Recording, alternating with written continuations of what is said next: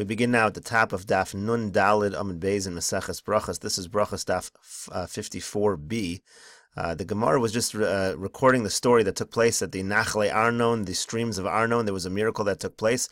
Therefore, if we pass that area, we're supposed to make the bracha on miracles that took place with the entire nation. So the Amori, when the Klal Yisrael was passing this area, the Amori Avdi Lahon Nikirusa V'Tashu Bahon. They made in these mountains as Klal Yisrael was passing. They made caves in the mountain. They dug caves and they hid in them.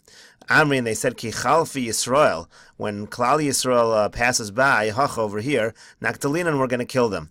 V'lo have a yadi da'aron have a maski kamayu di Yisrael v'have mamich luhuture mekamayu. They were not aware of the fact that the Aron was preceding Yisrael, and it would lower the mountains in front of them. Kevan da'asa Aron, when the Aron came, advikuturi v'hade hadadi, these mountains, the stream went through it, like kind of cut through halfway through the mountain. So the two mountains joined together, v'katalinon, and it killed them. V'nochas damayel l'nachle Arnon, and the blood of the Amori flowed into the Nachle Arnon.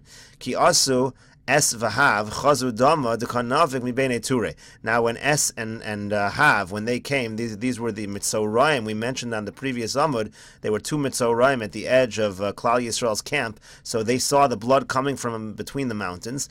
Asu va'amri l'hu Yisrael, and they came and they told Yisrael. Va'amru shira, and they sang shira. Haynu dechsiv, and that's what the pasuk says. Ve'esher ha'necholim asher nata l'sheves ar v'nishan l'gvul Moav. Rashi explains what the pasuk means over here. So Rashi says v'eshed, which means v'shafach, that it poured, is referring again to the pouring of the blood between the mountains into the river.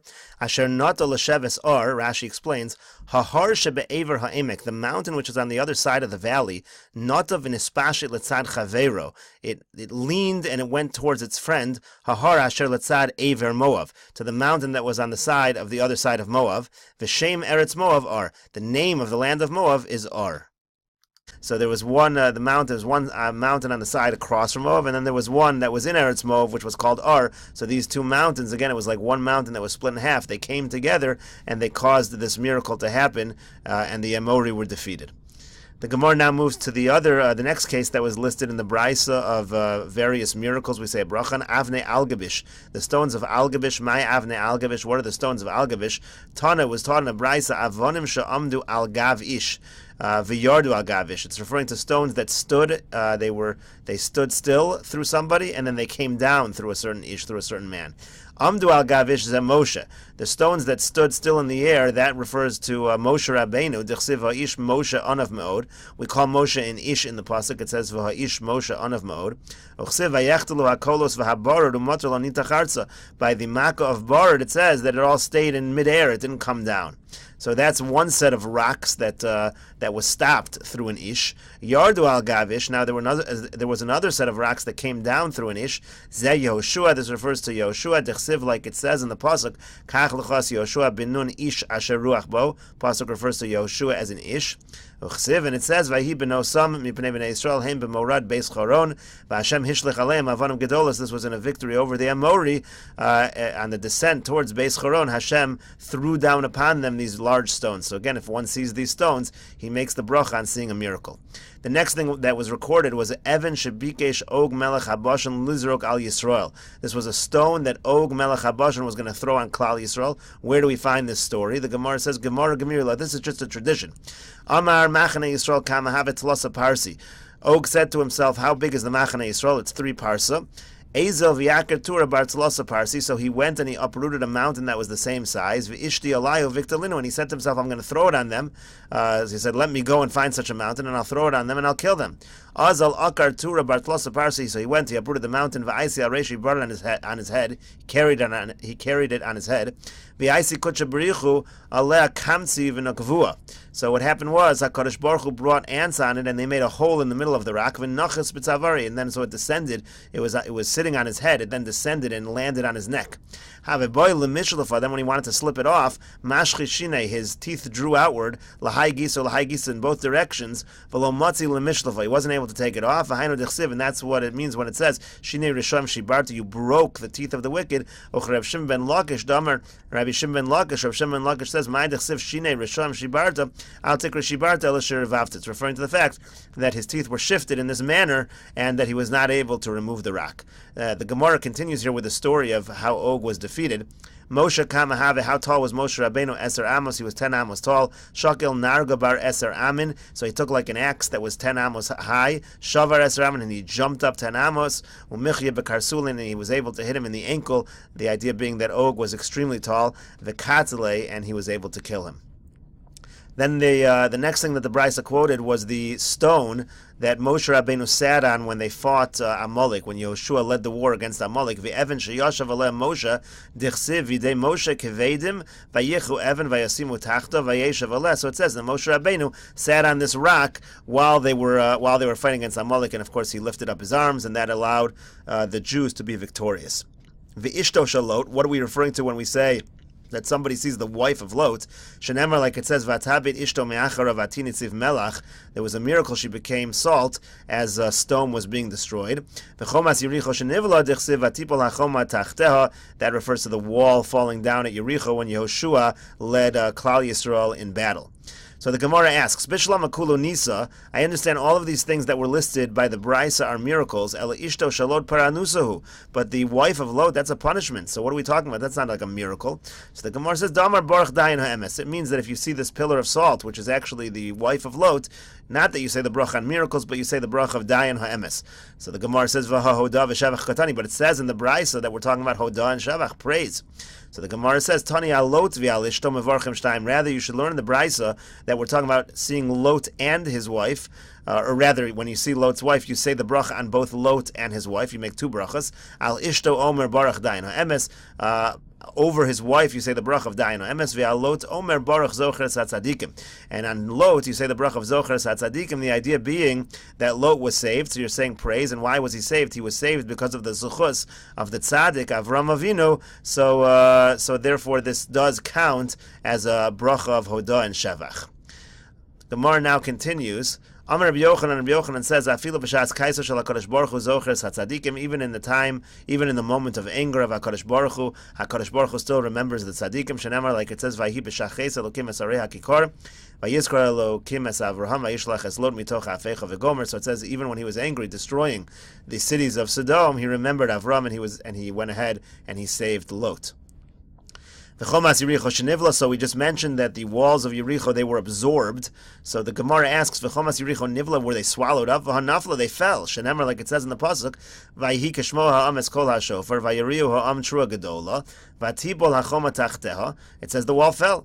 So why does it call that being absorbed or being swallowed up? So the Gemara answers, Kevan defusia veruma ki adadi ninu. Since the thickness and the height of the walls of Yericho were identical, mishum hachi ivla blue. That's why we call it getting swallowed up, because otherwise, Rashi points out over here, Rashi says, Kevan depusia veruma ki hadadi have ve'ein nefila nikeresba. Falling down would not be nicker when you have a wall of that thickness and that height. Imlo nivla, unless it gets kind of swallowed up into the ground. Mishum hachi ivla. That's why it was necessary for the wall to get swallowed into the ground. V'hu derech nefila l'choma, because that would be nefila for a wall such as that. A wall that is so thick it can't simply fall down. It will not stop the barrier. So it had to be swallowed up in the ground. The Gemara continues. We're now going to start a discussion about the bracha that we refer to nowadays as Hagomel. 4 scenarios where a person has to say the bracha of Hagomel. Now, the entire source for Hagomel is going to come from Tehillim Kuf Zayin. The entire parak actually is a reference there to the bracha of Hagomel. So we're going to be quoting many psukim from there as a source of the 4 different scenarios that need to say the bracha of Hagomel. And you can take a look in Tehillim Kuf Zayin on your own to just see the full parak, exactly what's being quoted. The Gemara here just quotes snippets of various psukim. So Amar Rav Yehuda Marav, Rav Yehuda says in the name of Rav, Arba'at Tzrichin Lahodos. There are 4 situations where a person needs to say thanks to HaKadosh Baruch Hu. They are Yardei Hayam, those who come from the sea. They were traveling over the oceans. Holchem Midbaros, those who are going through the wilderness, and they succeed in reaching the area that is settled. Umisha Yacholov in Isrape, somebody who's sick and he gets better. Umisha Yachavish Bebeis Ha'asurim V'yatzin, somebody who gets out of jail. Now the Gemara quotes the Psukim. Yardei Hayam in Nolan. Where do we know Yardei Hayam? Dichsiv, like it says, Yardei Hayam ba'aniyos hema ro ma'aseh Hashem v'yomer vayamad ruach sara ya'alu shamayim yardei tehomos v'omer yachog v'yano keshikor v'omer v'yatzaku el Hashem ba'atzar lehem u'mimitzukoseim yotziim v'yomer yakom sar l'dmamer v'yomer v'yismechu ki yishtoku v'yomer yodu l'Hashem chasdo v'niflaos of l'vnei adam. Now each time, it says 4 times in this parak, yodu l'Hashem chasdo, to teach us that this scenario requires hodah. Holchem in baris minolan dichsiv, in the same parak in Tehillim it says as follows: Tob b'midbar b'yeshimon. This is referring again. This is the source for those who travel through the wilderness and reach a settled area. So dichsiv, like it says, Tob b'midbar b'yeshimon derech ir moshav lo matzav vayitzaku el Hashem vayadrichem b'derech yeshara. Again, yodu l'Hashem chasto. Misha cholav v'nesrapi. Where's the source for one who gets sick and gets better? Dichsiv, like it says, avilam miderech pisham u'me'avonosem yasanu kolochel tzav nafshem v'gomer vayitzaku el Hashem batzar lehem v'gomer yishlach devoro v'yir poem. That's the reference to healing. V'gomer yodu l'Hashem chasto. Again, it says the phrase yodu l'Hashem chasto. Finally, misha yachavush beveis ha'asurim. And on what's the source for somebody who is in prison and he gets out? Dichsiv, like it says, yoshvei choshech v'tzalmavis v'gomer kiyimru me'el v'gomer v'omer v'yichna b'amal libam v'gomer v'yomer v'yizaku el Hashem batzar lehem v'yomer v'yotziyim me'choshech v'tzalmavis v'gomer, takes them out from the darkness v'yomer. And it says again yodu l'Hashem chasto. Mai mevarch. What is the text of the bracha which you say to thank Hashem for these scenarios? Amar Rav Yehuda says, Baruch Gomel Chasadim Tovim. The text that he has is Gomel Chasadim Tovim. Take a look at the Gra over here, slightly different girsa. V'nira B'tzido L'chayovim Tovos Shigamalani Kol Tov. That, of course, is more similar to the bracha that we are familiar with. Abaya says, V'tzarach Lo'oduye Kame Asora. This bracha needs to be said in front of 10 people, Dechsiv, because it says, V'yiromemuhu B'kalhom. This is in the same parak in Tehillim. It says it's going to be in front of a congregation, V'gomer, etc. So therefore you need to say it in front of 10 people. Marzutra says, U'trein minai rabbanan. 2 of the people should be scholars. Shenemar, like it says, Uv'moshav Zekanim Yahalalu. Again, in the same pasuk over there, it says it's in front of elders in plural. So therefore 2 of them should be Zekanim, should be scholars. Ravashi asks, maybe they all have to be scholars. So to that we answer, Michsiv Bekahal Zekanim. It doesn't say a congregation of elders. Bekahal Omksiv, it just says a congregation of people. So the entire congregation does not need to be scholarly, but you do need to have 2 scholars. The Gemara then asks again, Ve'ema Be'asara Shar Amma Utrei Rabbanan. So maybe we should have 10 regular people, and then an additional 2 Rabbanan, not 2 of the 10. So you should need a total of 12 people. The Gemara says, Kasha, that actually is difficult. It's not clear in the pasuk that it's 10 people total, so it's a difficulty why we know, or how we know, that it's 10 people total. The Gemara has a little story over here about the bracha of Agomel. Rav Yehuda cholash ve'itvach. Rav Yehuda got sick and he got better. All the Gabi Rav Chana begadatov, Rabbanan, so Rav Chana from Baghdad and the Rabbanan, they came to visit him. Amrile, they said to him, Brich rachmona diyavich nehilan v'lo yavich lafra. They said a bracha that HaKadosh Baruch Hu, that he gave you back to us and he didn't give you over to the dust. So they essentially said a kind of a birchas Agomel on his behalf. They said a bracha to HaKadosh Baruch Hu as thanks. Amar lahu, so he said to them, Petarton yasim mila oduya. You have now pattered me from saying things. So the Gemara says, Amar abaya boy oduye bape asara. 1 second. What about the halacha that it needs to be in front of 10 people? So that doesn't seem to have been fulfilled. So the Gemara says, no, the half of Be'asar, there were 10 people there. Then the Gemara says, V'ha'iyu lo kamoda. Very simple question. He himself did not think HaKadosh Baruch Hu. How does he get out of it just because they say a brach of thanks? So the Gemara says, lo tzarich, he doesn't need to, da'ani basrayu amen, because he answered amen. So what the Gemara is essentially saying is, if the person who was saved can, if he answers amen to others who say the bracha for him, in other words, they're saying thank you to HaKadosh Baruch Hu that he was saved, and the person himself, the individual, says amen, that in that way he can be yotzei the bracha of Hagomel.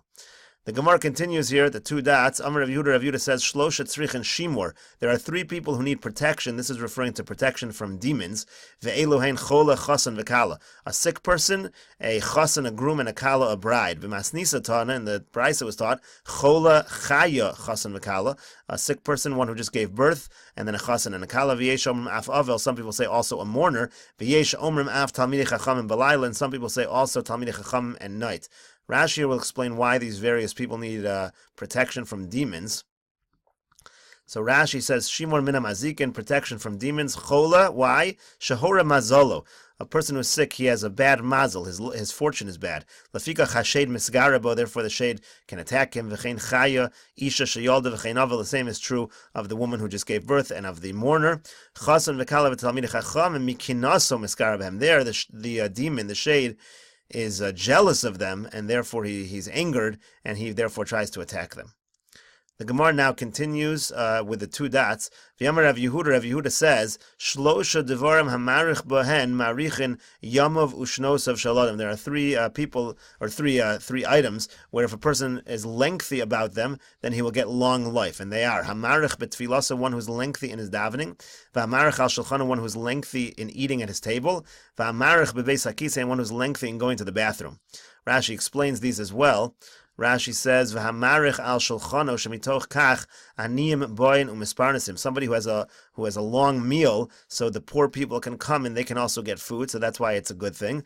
V'hamarich bebeis hakisei refuah hilo. Somebody who's lengthy and go to the bathroom, that's just a healthy thing to do. The Gemara asks though on the first one that we mentioned, "V'hamarich betfilosum al yusei." Is it really good to be marich in davening? V'yomer Rabbi Chia bar Abba Amar Rabbi Yochanan. But didn't Rabbi Chia bar Abba say in the name of Rabbi Yochanan? The Gemara will continue this line of questioning in the on the next Amud on Daf Nun Hey Amud Aleph in the next video.